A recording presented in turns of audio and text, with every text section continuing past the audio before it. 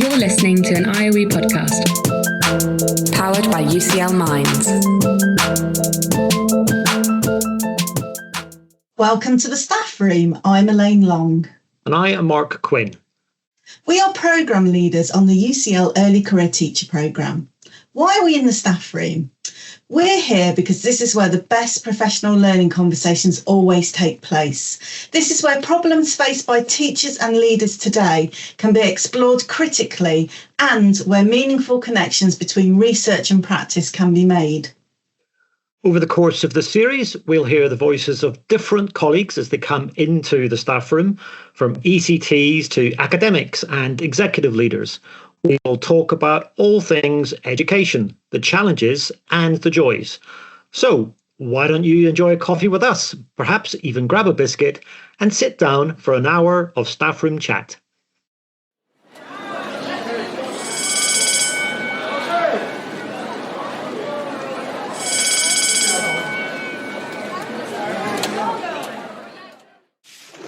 Welcome to the staff room, Dr. Louise Stoll. You're in our staff room now, Louise, so you've got to sit down, put your feet up, take the weight off your feet. My first job is to bring you a drink and something to eat. So it's early in the morning. So what can I bring you? Well, it's really hot. So I'd like a cool drink and ice if there is any. And I wondered if you got any cordial with, something gingery in it, because I want something with a bit of zing. We've got about lime and ginger. Does that sound good to you? Sounds fab. Okay. Yeah. I'll break some ice off as well off the back of the fridge and stick that in it too. Excellent. A biscuit or anything of that sort? Home baked or school baked energy bar. Something with an interesting spice in. I'd be curious to taste something like that. Right. I need to put my apron on. Put the oven on, preheat it, and start baking some biscuits for you. That'll do. Mark, I feel like these orders are getting harder and harder for you, but actually I'll also have that cool drink as well. That sounds nice. If you could pop that across for me with the side of biscuits. And in the meantime, Louise Stoll, we're delighted to have you in the staff room, particularly as your work has influenced us so much as leaders of professional learning. We know that our listeners will be very excited to hear you talk to your work as well. But before we get there, could you just tell us a bit about yourself and your career, and particularly what gives you the most joy? Wonderful. Well, first of all, thank you very much for having me. It's great to take time out and come to be in the staff room with both of you. Me and my career and joy. Wonderful. So I grew up in London, and my professional journey, it's given me the opportunity to work in many countries. And that includes living in Canada for almost 6 years, a while ago. I should say my professional journey is quite long. So it's been going for a while. I started as a primary teacher in inner London. I thought I might become an educational psychologist. Mum was doing a lot of work in special needs, and I was really interested in that. But I got waylaid. I saw an ad pretty early on in my career, and it was for 4 experienced teachers, so I cheated already. And that was to be seconded as field officers on this amazing research project that was called the Junior School Project, and it followed 2,000 children for 4 years through 50 inner London primary schools to look at the effects of schooling on a wide range of outcomes. It followed a secondary school project called 15,000 Hours, and my boss had been a member of the team, and he led that project. And as field officers, we looked at the outcomes, what should school affect? Does school make a difference? And we actually called the book that came out of our findings School Matters, because we found that it did, which is good news and also really important. But we felt as field officers that we should be looking at more than they had reading, maths, behaviour and attendance. And in those days, even looking at behaviour and attendance was pretty good.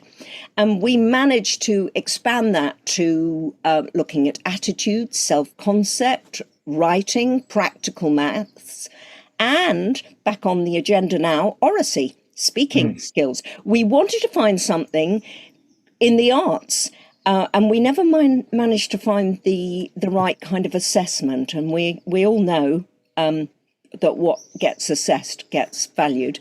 So that was a challenge.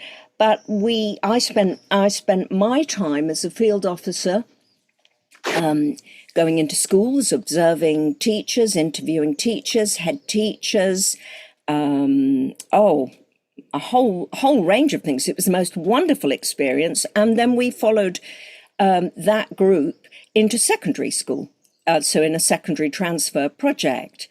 And after that, I sort of said to myself, well, so what? We seem to have found out the beautiful place. We found out some characteristics of school effectiveness. What makes a school effectiveness? How do you get there? I still had my, I'm a teacher at heart. I was interested in the development.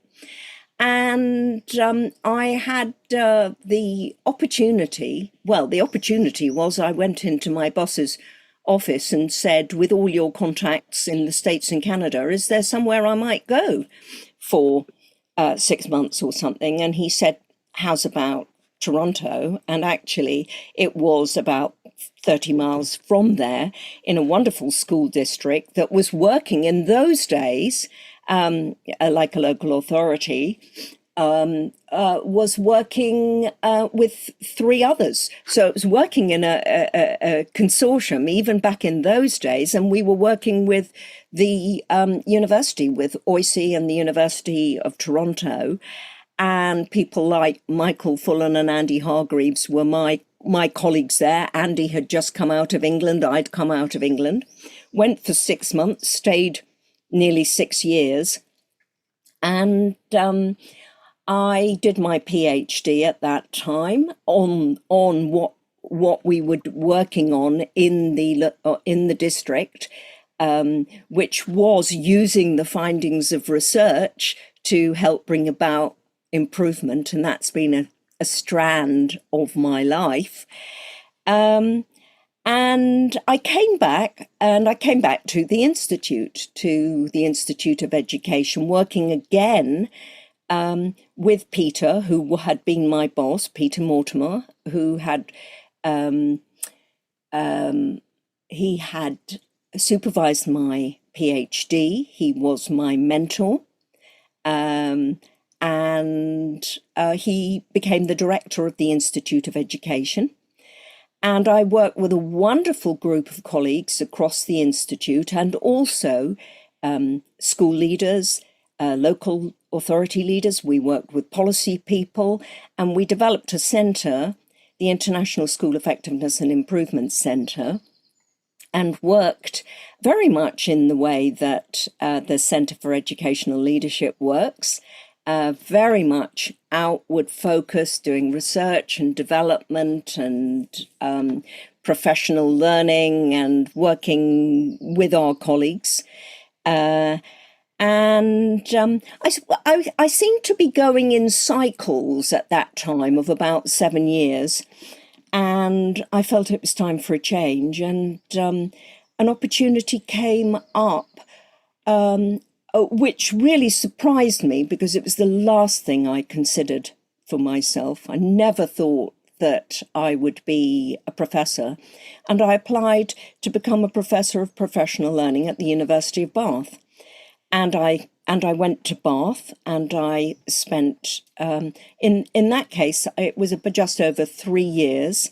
And at that time, I was I led a project on evaluating the impact of the Key Stage 3 pilot, and worked with colleagues at the Institute on that, and also got very involved in something that's been a strand of my work, and perhaps we'll talk about a little bit later, but which was the first study in England about creating and sustaining professional learning communities. And I really, really missed London. London is, I grew up here. It's not for everyone, but it's very much in my heart. So my little thread brought me back to London, and I came back and I connected with the Institute as a visiting professor, and then as a professor of professional learning, part-time, working part-time at the Institute and part-time working here, there and everywhere. That's a good title for a song. For a career. Well, yeah, it's a good title for a career as well, isn't it? And doing a whole range of projects with colleagues, increasingly getting involved in something that's really interesting to me, which is evaluating innovative programs and development opportunities, couple in the health service, and leadership in British Columbia, the Transformative Educational Leadership Program. In England, the Big Leadership Adventure, which is now called Big Education Leadership Program.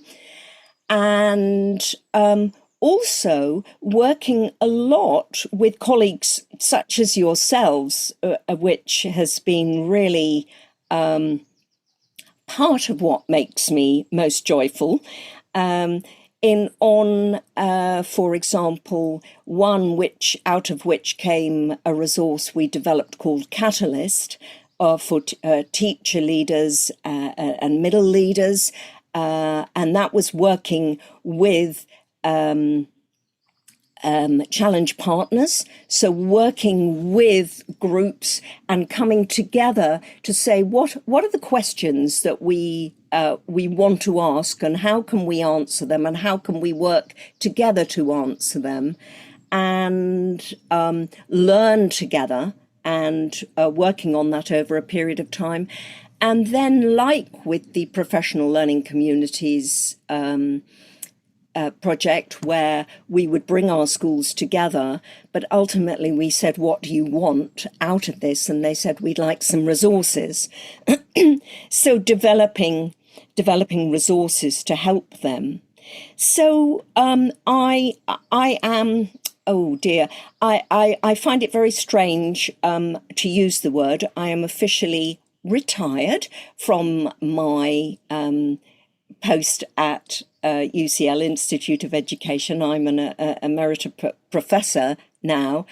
However, I am still very much working, and I am an applied researcher. Some people describe me as a pracademic, and that is an academic who loves practice and loves working with practitioners. I also work with policymakers. And it can come from the other way round. I mean, I would see you as pracademics. You started in teaching, spent a lot of time in teaching and leadership, and are working in academia or in a university now. And I love working with leaders to support them in animating, bringing to life research findings in their own context. I'm not an expert in anybody's context. I understand the research, and we come together for that. So working with others to create those kinds of materials. And I also get a lot of joy these days from being a critical friend, and that is a term that I came across when I worked in Canada many years ago. It's not my term. I brought it back to England and started talking about it, and it was working on the governing bodies and school effectiveness document, and put it in there. And in many ways, it's spread in a lot of ways. And now I'm coming across several colleagues, both here and in Canada. I work in Canada still, particularly in British Columbia. And they say that they prefer the term curious friend.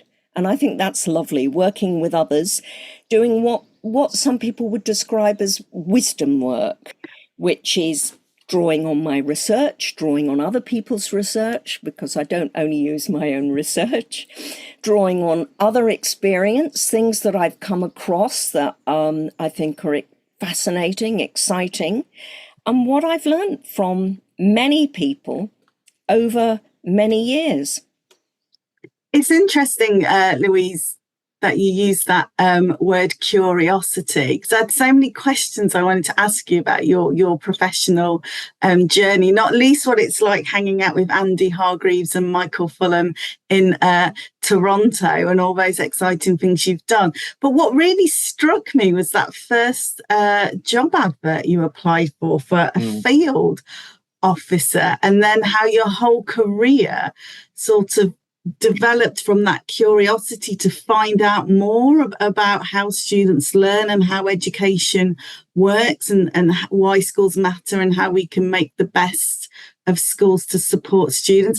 I was kind of thinking to myself, I'm not sure that you would get a job advertisement for a field officer today, but what an amazing thing if you did, because I love that connection between research and practice. And I think, wouldn't that be an amazing thing now if we did have opportunities for teachers in school to be field officers and work so closely with researchers at universities?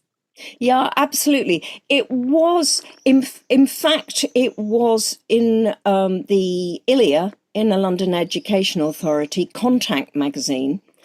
I was a teacher in Camden, in Kilburn, and it was the ILEA, which was a huge local authority, had its own research department, research and statistics, and they carried out a range of amazing projects, fascinating.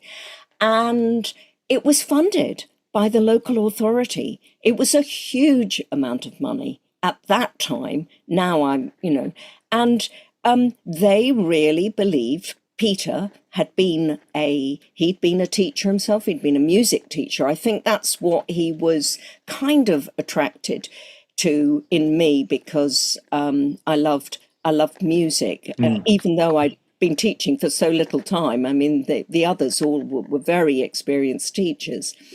And yes, that bringing together of researchers and teachers, school leaders, so important. And I know that there were opportunities for secondments and things like that in when Blair was in government, and in that time there was a lot of emphasis on a whole range of professional learning opportunities. And also in terms of universities, I think we're not unique at the Institute. But some universities are much better than others, I would say, at having those close relationships with practitioners. Here and in other countries, and in some other countries, there's no tradition at all, Yeah. I'm not sure we declared or disclosed fully at the beginning of this thing, Louise, that you've been our curious friend at the Centre for Educational Leadership for a number of years now. And I think you're wrong to say that you've only recently moved into your wisdom work. You've been doing that for a long time as well. And I think listeners, hearing you talk about your career will understand why Elaine said that you've been influencing our work for such a long time. It's that your invitation into the staff room is long overdue.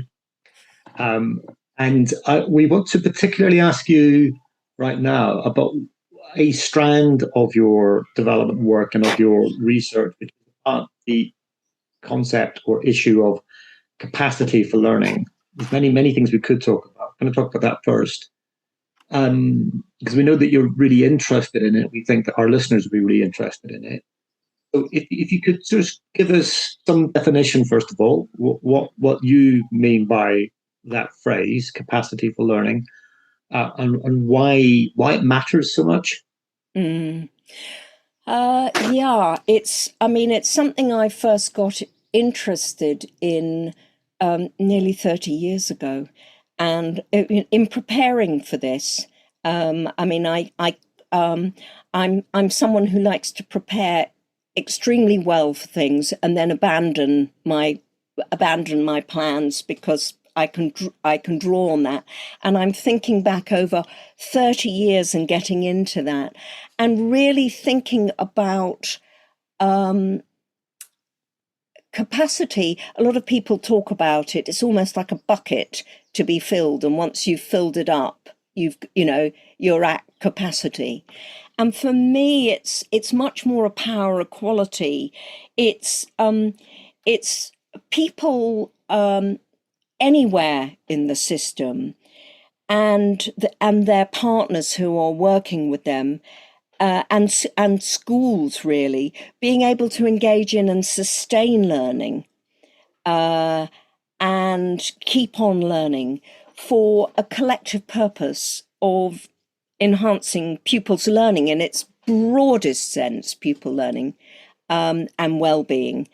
And it allows people on their own and together to keep that learning from the world around them, apply the learning to new situations so that they keep on a path to their own goals in a context that's ever changing. And if you've got capacity for learning, if you have that, you're really open to engaging with and embracing the transformations that we need to address the complex educational challenges we're facing.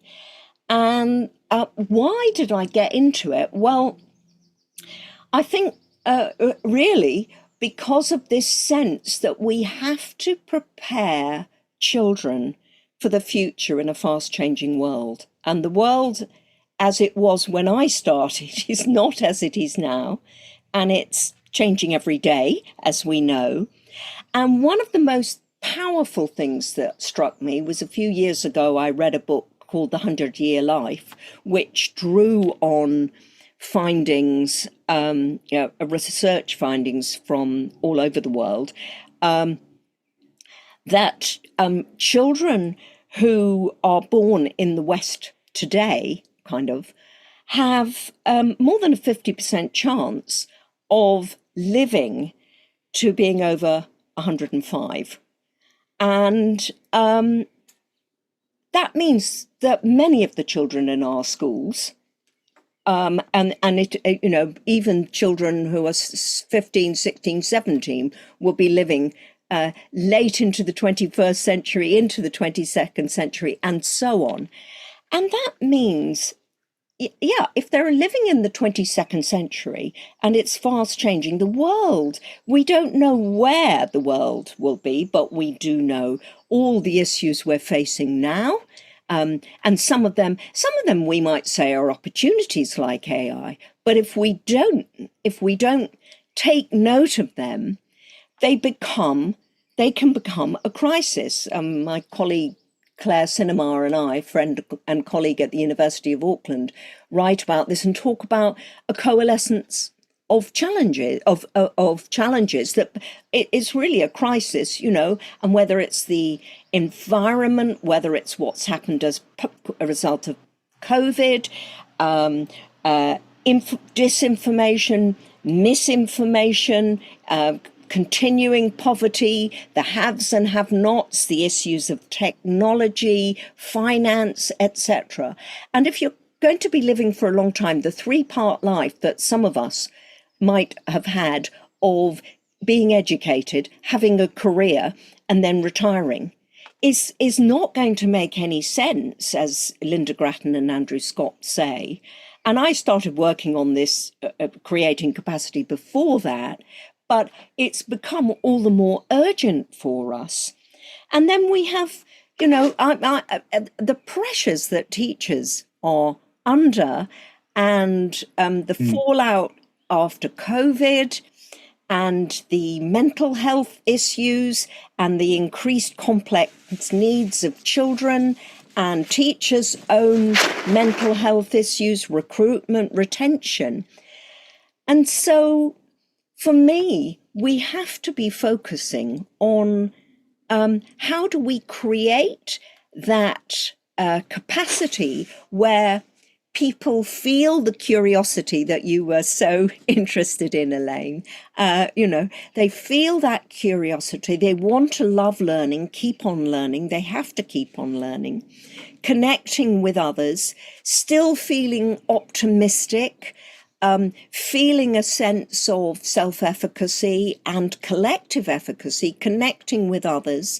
We really need to connect with others. We really need to think about the fact that different generations are orienting themselves in different ways and want different things. The younger generations of teachers are looking for different things than I'm looking for.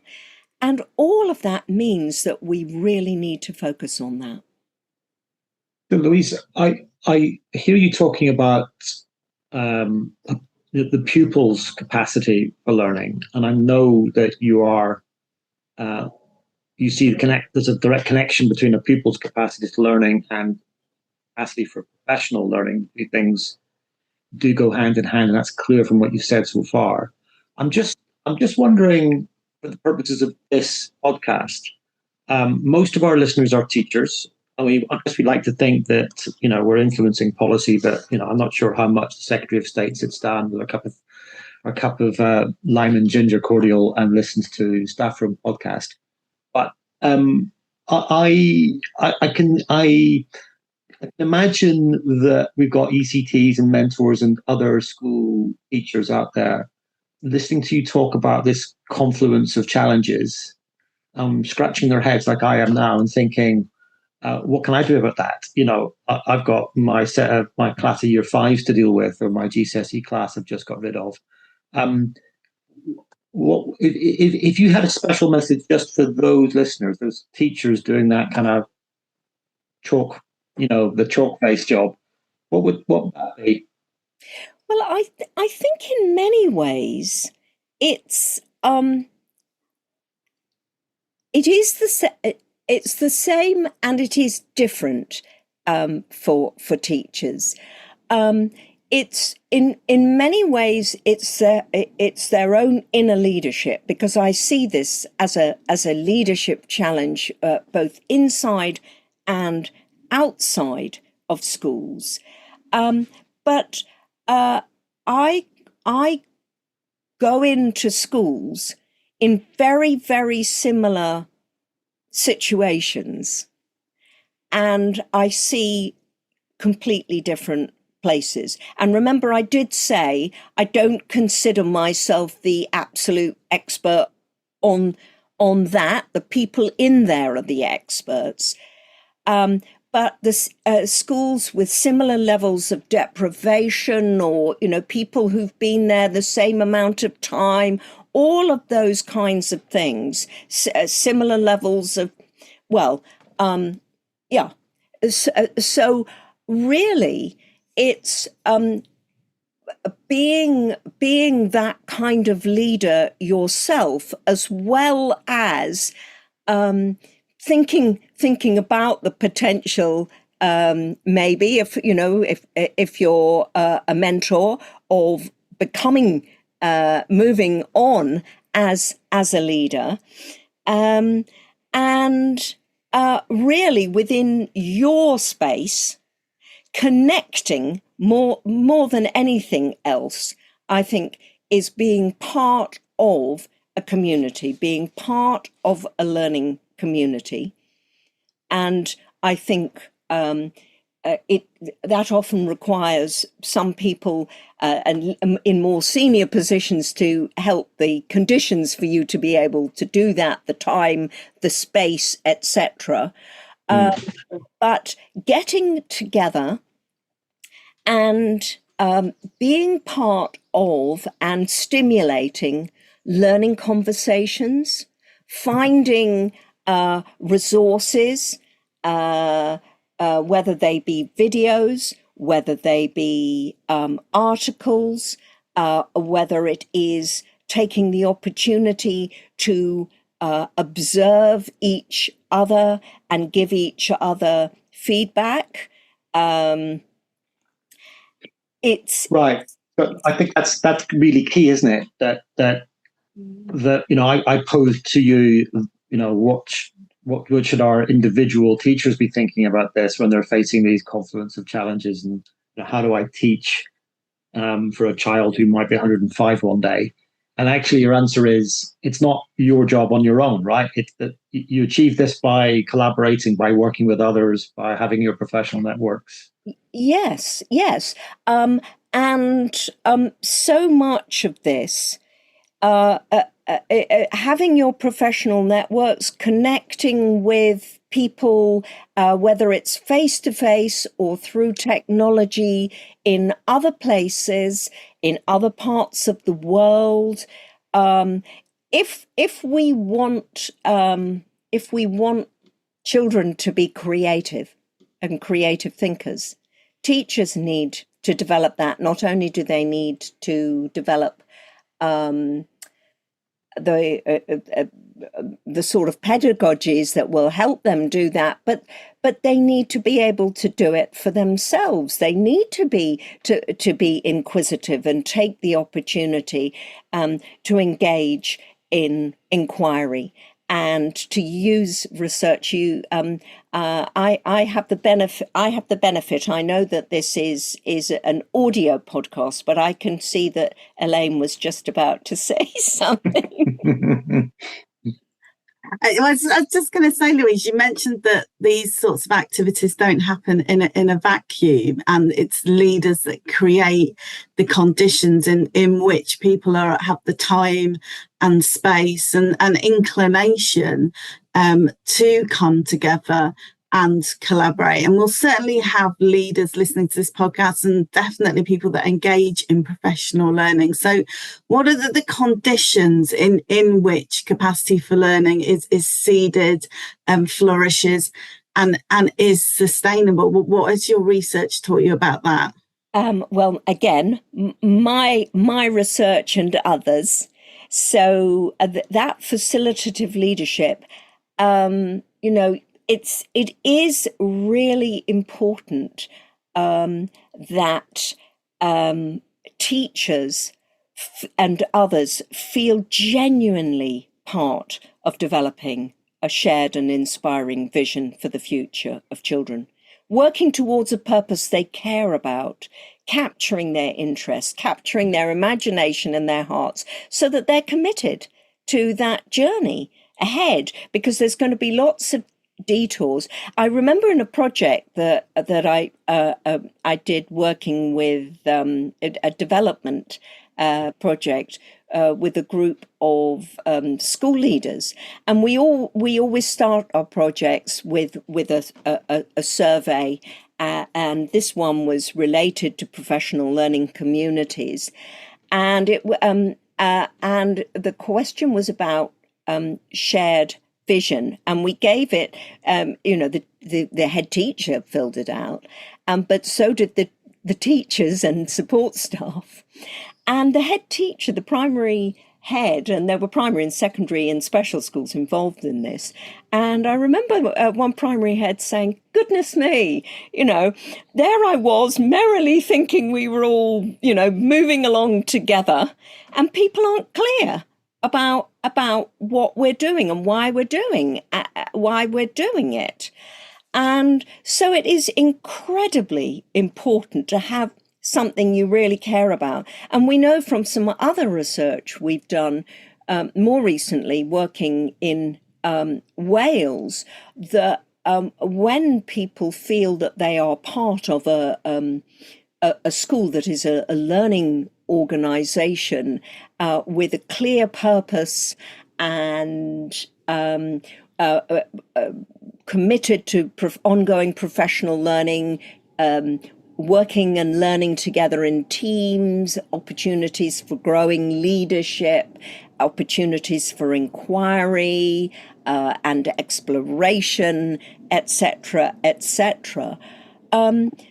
Staff, in our survey of over 1,700 people, and these were support staff, teachers, middle, senior leaders,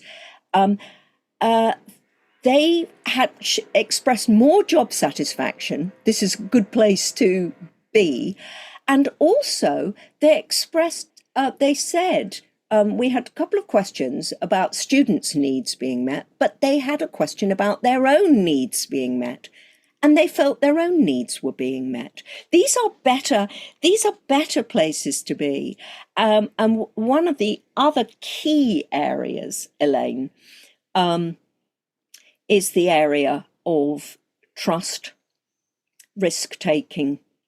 And we are in a really, really difficult environment, I think, in England, where it's hard to try something new. I mean, I remember in another one of my projects, we interviewed over 300 people, and one of the things we asked them was, what happens if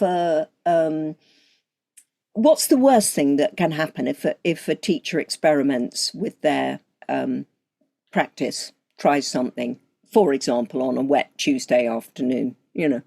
What's the worst? And it was talk about wet. It was like the floodgates came.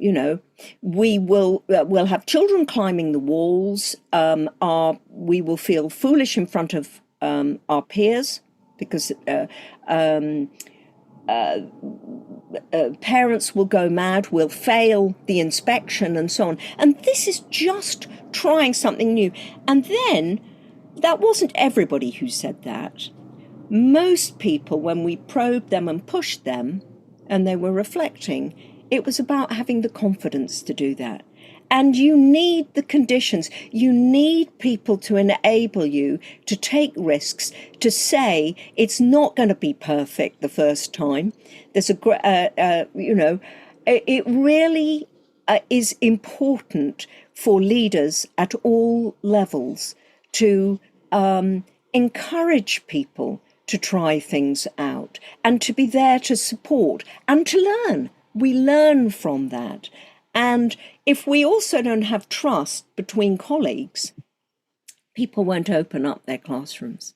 It's really interesting because there's a lot of debate, I think, about different types of professional learning and models of professional learning and the time that professional learning should take. But, what I'm hearing from you is that if those conditions aren't there, professional learning will not be successful. So those conditions are foundational. And that's a good challenge for leaders of professional learning, I think, to ask themselves the question, do people in my school feel genuinely committed? Have I done enough to communicate our values and bring people into that so they feel authentically like they have a voice? And I think another powerful challenge is, have I done enough to make teachers in my school feel safe to take risks? Because if I haven't, it doesn't matter what sort of model of professional learning we have or how much time we're giving or how whizzy our platform is. Those things are a foundation. If that trust isn't there,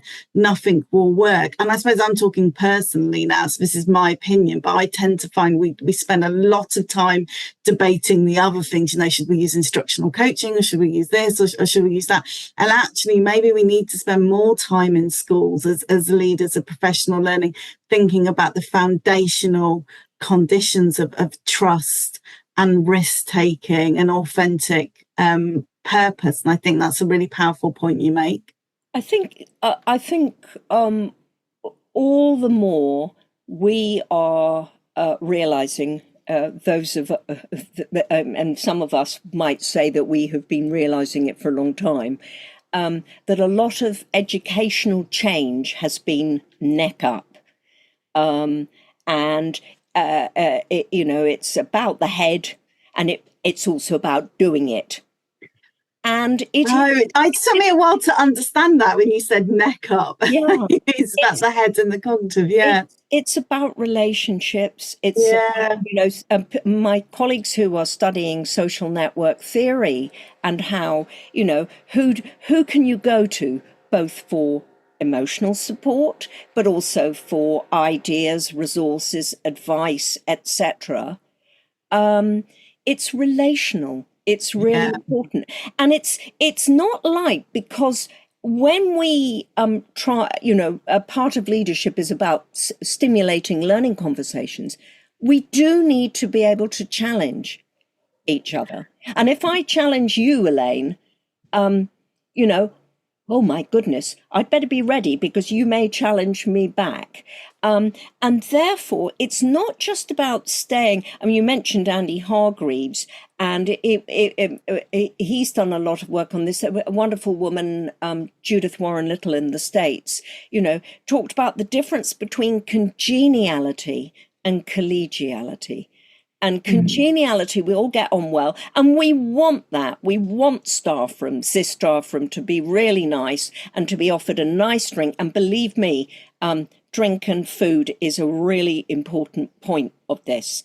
And it brings to mind Tangent, one of the secondary schools in our professional learning communities project. The maths department was basically in a cupboard in the corridor, but the door was always open, and there was always a smell of coffee coming from there, and people would walk past and chat. But we really want that congeniality, but we want the ability to be able to probe each other and to be able to challenge our assumptions, because what we did before, and including that, some of the research that tells us what is effective is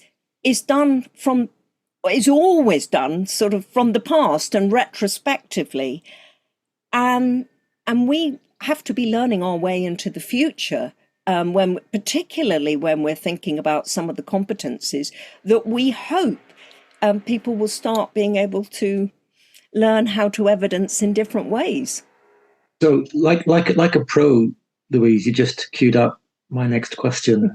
Although I do hope that smell of coffee from that maths department also included the smell of home-baked energy biscuits that you can smell wafting around the staff room right now. I'm Mr. Sunshine on this podcast, as everyone knows, and therefore I insist on a bit of optimism. So if you can, Louise, when you're projecting into this future and about how you hope or expect or feel that schools need to change over the coming years to address the opportunities that you've been talking about, but also the challenges you've been talking about, are you hopeful? I am hopeful. I am hopeful. I would love.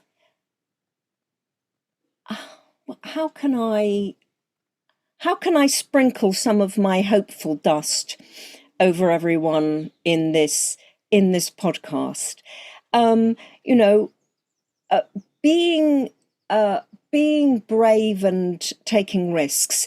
I'm going. Again, you're making me think about something different, which is, I guess in some ways, all of my life, I have taken some risks.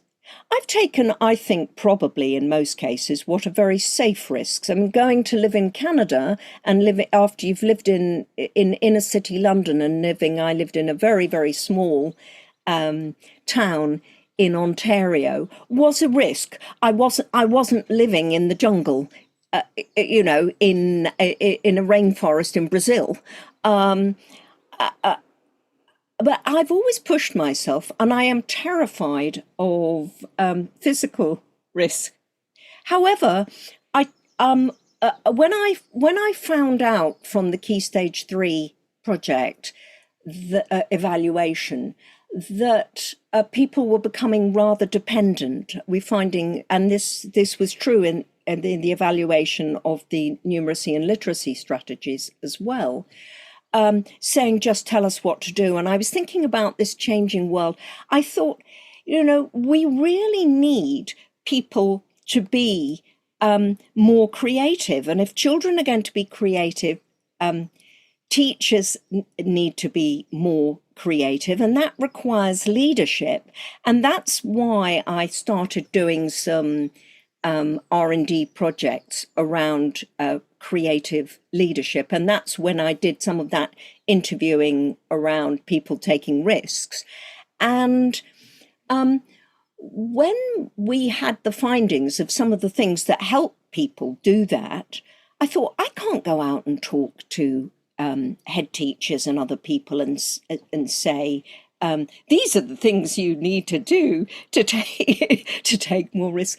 And so I took myself off to a 7-day stand-up comedy course because I wanted to push myself. I really wanted to push myself. And it did. 7 week. I don't know if I said 7 day. 7 week. And it really challenged me. It helped me. It gave me more confidence. And the bit that I loved the most was the improvisation. And I've continued to do that. And I don't do that for the sake of going and standing on a stage. I do it for life.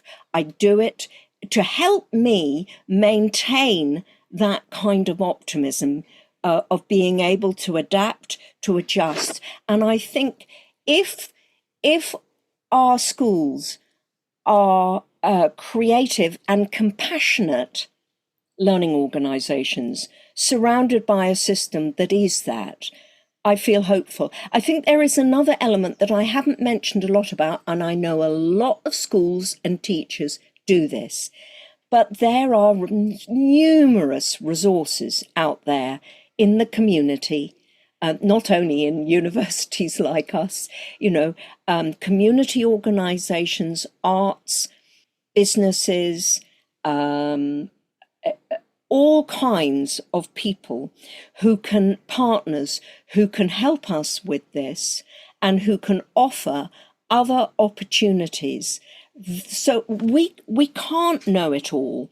There's a quote that I love he's no longer alive, sadly, a wonderful Malian blues player, Alpha Katore, who was also the mayor of a little town in Mali. And one of the things he said is, you can't learn the entire sea by heart. You need others. We need others. We can't store everything. We're like bees. It depends on collective intelligence. Hopefully we're like trees who, in a forest, all the fungal support below in the root system helps trees. We need each other's. We need others to help us. And I think if we do that, I feel optimistic because it needs that kind of subterranean supportive network, I guess, as you're saying, as well as individuals and leaders to have that creative impulse. They need to be in a condition which allows them to be creative and support that. Yeah. Yes. And part of that is creating that yourselves. Part of that is spotting opportunities.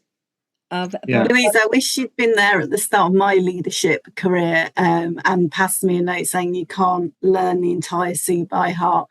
I love that phrase. It's so applicable to leadership. But speaking of improvisation, I think our bell might be about to ring, and you've already given us one golden nugget, but before we leave, we give every guest a post-it note to write something on. So here is your post-it note, and you can choose what you write on it and where you would like to stick it. Okay. My post-it note would say, prepare children for their future, not your past. And I would like that stuck outside every school, on a whether it's a gate, public facing for anyone who goes in, anyone who walks past on a walk in the street. And if I can, I've already been difficult about and tricky maybe about my drink and my energy bar. So I want to become a desert island disc person who wants to ask a bit more. If I could possibly have my post-it note, which is going to be brightly coloured, on a poster that is brightly coloured but a different colour, so that people have to move in and really look at what that post-it note says, I'd be even happier. I'm sure Mark can arrange that. I'd just send him off to the stationery cupboard that he's got. You're pretty high maintenance, Louise, with your biscuits and your drinks and your poster-sized post-its, but I think we can dig one out. That bell that you can hear is sounding for the end of our podcast, Louise. As I said at the beginning, it's overdue. We should have had you here many episodes and series ago, but we're glad we got you in the end. Thank you so much. The oven has pinged, and I think these energy biscuits are ready to eat. So please take them on your way. Please leave the glass on the desk, though, because we can't have those go missing. We need those for the next guests. Thank you, Louise, and goodbye. Thank you. Thanks, Louise. Our thanks go to Emerita Professor Louise Stoll for sharing her lime and ginger cordial and home-baked energy biscuits with us this week in the staff room. Please do get in touch if you'd like to be part of the conversation. Click the link at the bottom of the UCL staff room page. And if you've enjoyed this episode, there is more where that came from. Search IOE podcast from wherever you get your podcasts to find episodes of the staff room, as well as more podcasts from the IOE. And a quick favour before you go, if you're listening on Apple Podcasts or Spotify, we'd really appreciate it if you would give the IOE podcast a rating.